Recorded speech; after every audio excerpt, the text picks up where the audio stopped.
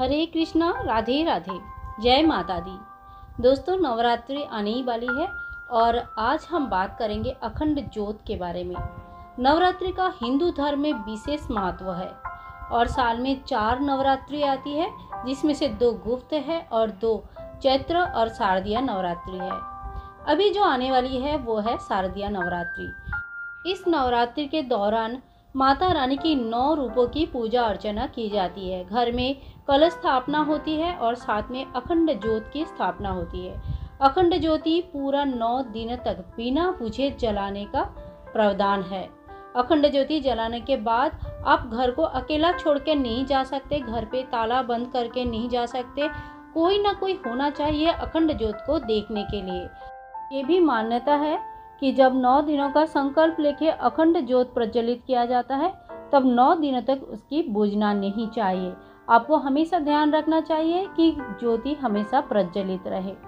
हिंदू शास्त्र के अनुसार कोई भी पूजा पार्वण में दीपक के बहुत ही महत्व होते हैं और बिना दीपक प्रज्वलित किए कोई भी पूजा संपूर्ण हुआ है ये नहीं मान्य होती है। ऐसी मान्यता है कि पूजा में दीपक को जलाना भक्ति और श्रद्धा का प्रतीक होती है, लेकिन नवरात्रि के 9 दिनों तक जब दीपक प्रज्वलित होता है तो मान्यता है कि नवरात्रि के दीपक घर में रखने से घर परिवार का सुख शांति बनी रहती है। साथ में जो भी आपका कार्य नहीं बन पा रही थी वो सारे कार्य सिद्ध हो जाती है और घर में अगर संकल्प करके 9 दिनों तक दीपक जलाया जा सकता है तो घर की वास्तु दोष दूर होती है।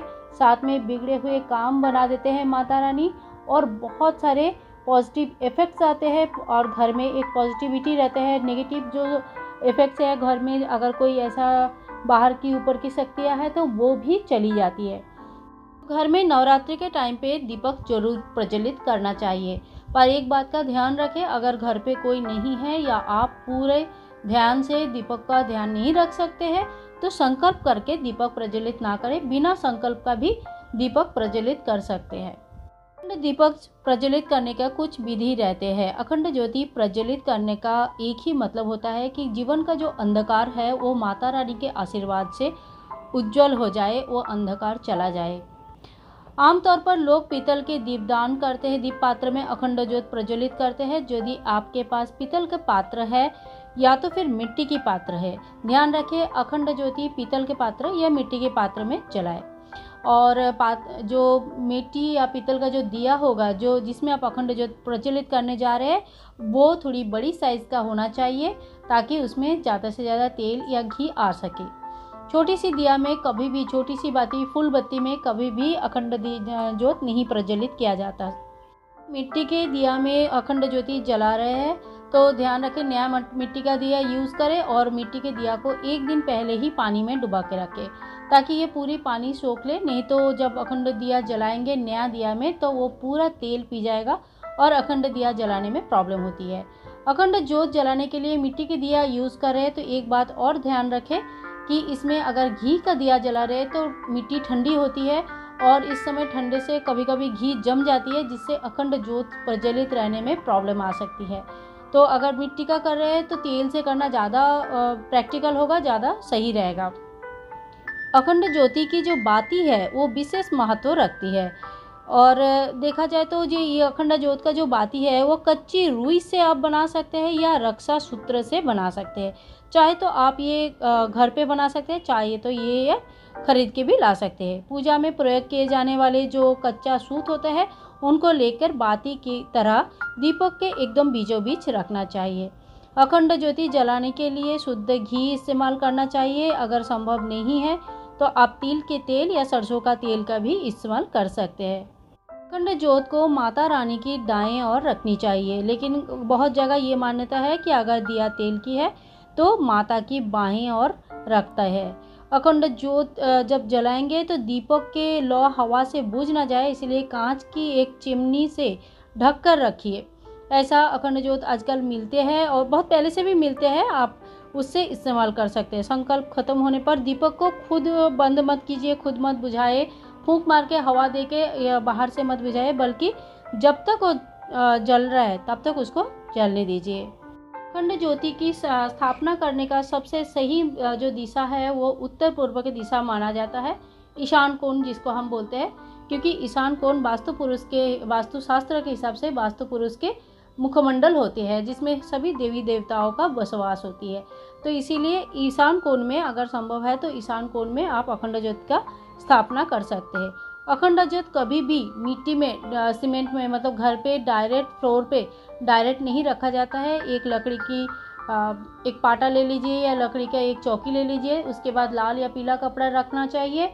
उसके ऊपर चावल का अष्टदल कमल बनाए या चावल पीला चावल रखे, कलरफुल चावल रखे, उसके ऊपर स्थापन करना चाहिए।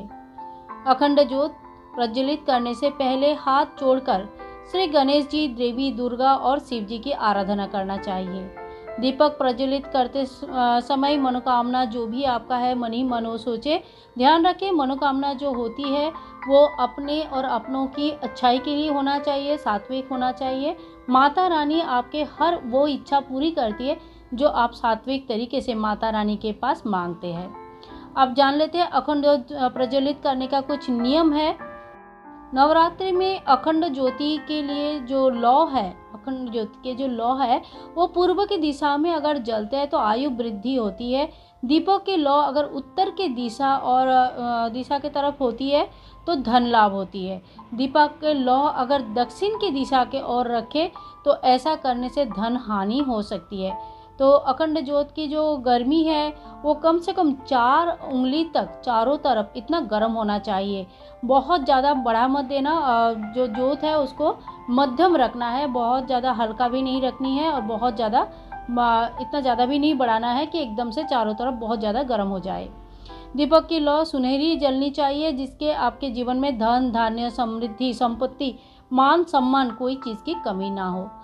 अखंड ज्योति जलाने टाइम पे जो दीपक के बाती होती है वो बहुत ही महत्वपूर्ण होता है। मैं पहले भी आप सभी लोगों को कहा, स्वाहात की बाती लिया जाता है, बार बार बाती बदलना बिल्कुल नहीं चाहिए। अगर किसी वजह से छोटी हो गई है तो पुरानी जो बाती है उसी के साथ जोड़ के आप यूज़ कर सकते हैं, पर कोशिश कीजिए कि ऐसा बिल्कुल ना हो, क्योंकि अगर स्वाहात का बाती लेंगे तो ये 9-10 दिन आराम से प्रज्वलित हो जाता है।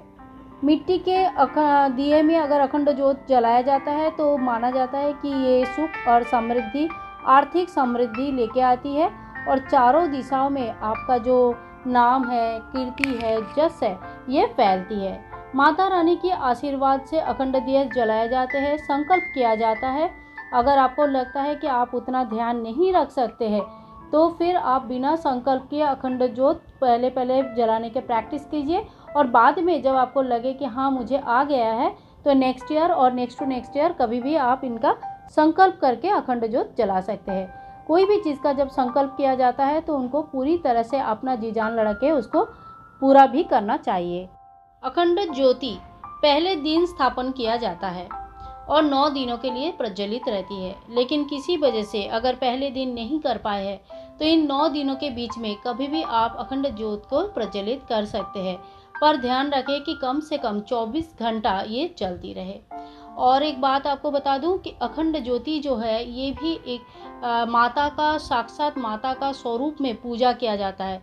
इसीलिए कभी भी अखंड ज्योत का जो आप संकल्प लेंगे, प्रतिष्ठा करेंगे, स्थापना करेंगे तो इनके भी सुबह शाम आरती, पूजा, भोग चढ़ाना, टीका लगाना, फूल चढ़ाना इत्यादि सारा कुछ आपको करनी है। यानी कि माता का जितनी बार पूजा होगी उतनी बार अखंड ज्योत का और जो कलश स्थापना किया है उनका भी पूजन होती है। तो दोस्तों ये वीडियो आशा करती हूँ आप सभी लोगों को अच्छा लगा है। लाइक शेयर कमेंट करें, चैनल को सब्सक्राइब करके रखें। आगे आने वाली वीडियोस में आप और हम कनेक्टेड रहेंगे। आई होप कि आप हमारे चैनल को सपोर्ट करेंगे। मिलते हैं नेक्स्ट वीडियो में, तब तक के लिए हरे कृष्णा, राधे राधे, जय माता दी।